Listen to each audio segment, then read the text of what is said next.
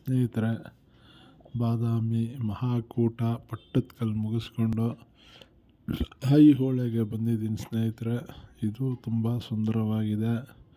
ದುರ್ಗಾದೇವಿ ದೇವಸ್ಥಾನ ಇದೆ, ಪಕ್ಕದಲ್ಲೇ ಲಡ್ಕಾನ್ ದೇವಸ್ಥಾನ ಇದೆ.